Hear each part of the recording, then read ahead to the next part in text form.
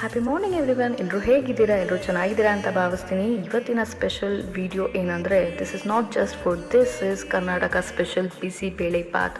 First thing first, pressure ಕುಕ್ಕರಲ್ಲಿ glasses water add ಮಾಡಿ ನಾನು ಆಲ್ರೆಡಿ ಚಾಪ್ ಮಾಡಿ ಇಟ್ಕೊಂಡಿರೋ ವೆಜಿಟೇಬಲ್ಸ್ನ ಆ್ಯಡ್ ಮಾಡ್ತಾ ಇದ್ದೀನಿ. ಆನಿಯನ್, ಕ್ಯಾರೆಟ್, ಬೀನ್ಸ್, ಪೊಟ್ಯಾಟೊ ಹಾಗೆ ಹಸಿ ಬಟಾಣಿ. ಇಲ್ಲಿ ಸ್ವಲ್ಪ ಶೇಂಗಾ ಆ್ಯಡ್ ಮಾಡ್ತಾ ಇದ್ದೀನಿ because this is my favourite part.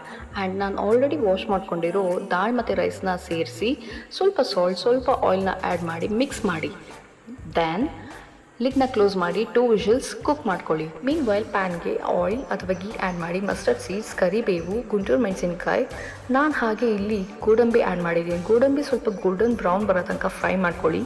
Next ನಾನಿಲ್ಲಿ 1 ಮೀಡಿಯಮ್ ಸೈಜ್ ಕ್ಯಾಪ್ಸಿಕಮ್ ಆ್ಯಂಡ್ ಆನಿಯನ್ನ ಚಾಪ್ ಮಾಡಿ ಆ್ಯಡ್ ಮಾಡಿದ್ದೀನಿ. ಆನಿಯನ್ ಮತ್ತು ಕ್ಯಾಪ್ಸಿಕಮ್ ಸ್ವಲ್ಪ ಸಾಫ್ಟ್ನೆಸ್ ಆಗೋ ತನಕ ಫ್ರೈ ಮಾಡ್ಕೊಳ್ಳಿ. ನೆಕ್ಸ್ಟ್ 1 ಮೀಡಿಯಮ್ ಸೈಜ್ ಟೊಮ್ಯಾಟೊನ ಆ್ಯಡ್ ಮಾಡಿದ್ದೀನಿ. ಸ್ವಲ್ಪ ಸಾಲ್ಟ್ ಸೇರಿಸಿ ಮತ್ತೆ ಫ್ರೈ ಮಾಡ್ಕೊಳ್ಳಿ. ಲಿಡ್ನ ಕ್ಲೋಸ್ ಮಾಡಿ ಒಂದು 2 ಮಿನಿಟ್ಸ್ ಕುಕ್ ಆಗಕ್ಕೆ ಬಿಡಿ. ಯು ಕ್ಯಾನ್ ಸಿ ವೆಜಿಟೇಬಲ್ಸ್ ಎಷ್ಟು ಸಾಫ್ಟ್ನೆಸ್ ಆಗಿದೆ ಅಂತ. 1/4 ಚಮಚದಷ್ಟು ಅರಿಶಿಣದ ಪುಡಿ, ಖಾರದ ಪುಡಿ ಆ್ಯಂಡ್ ಸೀಕ್ರೆಟ್ ಪಾರ್ಟ್ ಅಂದರೆ ಬಿಸಿಬೇಳೆ ಬಾತ್ ಪೌಡರ್.